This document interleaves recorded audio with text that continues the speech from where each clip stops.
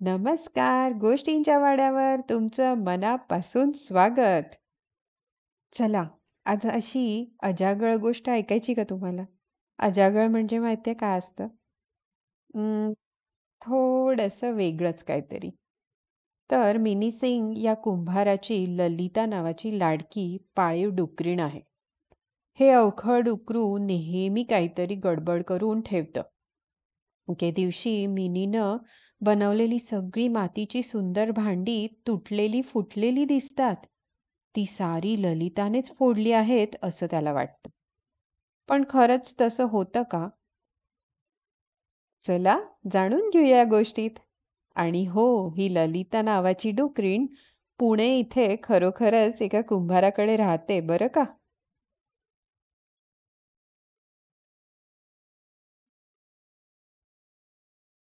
अवखळ डुकरू ही गोष्ट लिहिली आहे रोहित कुलकर्णी यांनी. चित्र काढली आहे प्रिया कुरियन यांनी. आणि मराठी अनुवाद केला आहे जुई कुलकर्णी यांनी. गोष्ट प्रकाशित केली आहे प्रथम बुक्स आणि स्टोरी विवर कम्युनिटी यांनी. Licensed under CC by 4.0 licence.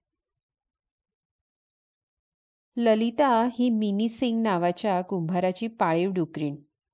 हे अवखळ डुकरू इकडे तिकडे बागडताना नेहमी काहीतरी गडबड करून ठेवायचं.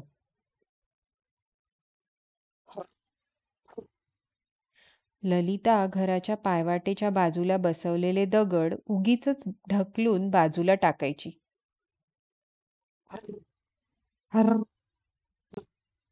ललिता डुरकावत सगळी बाग उकरून टाकायची. गुर्र, गुर्र, गुर्र. ललिता सगळी वर्तमानपत्र फाडायची. अगदी मिनीने जे वर्तमानपत्र वाचलं नसेल ते सुद्धा. फुर्र, फुर्र, फुर्र. ती तिच्या आंघोळीच्या पाण्याच्या भांड्यात बुडबुडे काढायची आणि सगळीकडे पाणी सांडून ठेवायची. चपाक झपाक.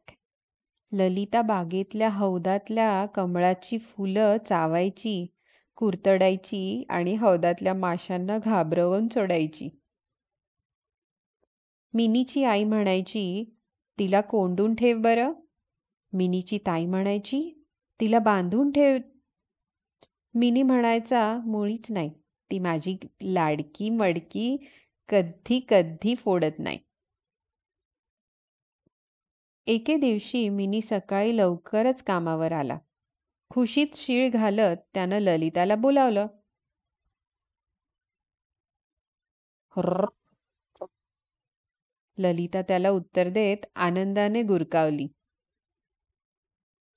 पण मिनीचा सगळा आनंद मात्र एका क्षणातच गायब झाला.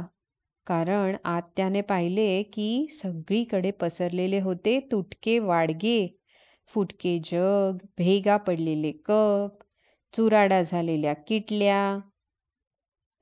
मिनीला आता खूप खूप खूप राग आला.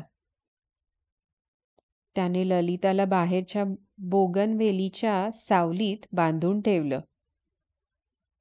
आपल्याला का बांधून ठेवलं आहे हे ललिताला मुळीच कळेना.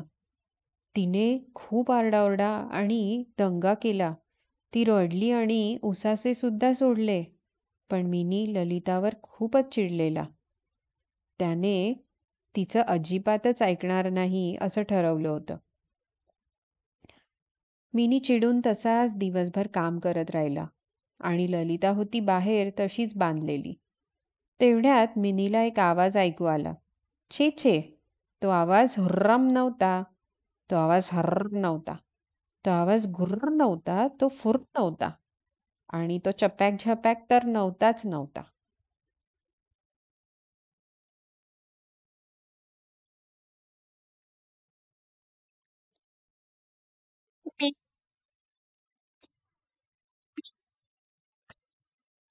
ती एक भली मोठी लाल मांजरी होती.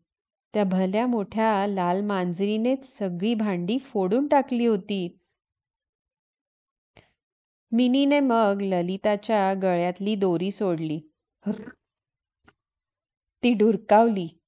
मोकळी होताच ललिता मांजराच्या मागेच लागली. सगळीकडे गोल गोल फिरत तिचा पाठलाग करू लागली आणि ते सुद्धा मिनीचं एकही मातीचं भांडं न फोडता. त्यानंतर ललिता पुन्हा आपले डुकरासारखे सगळे चाळे करायला लागली. कारण शेवटी डुकरं तेच करतात.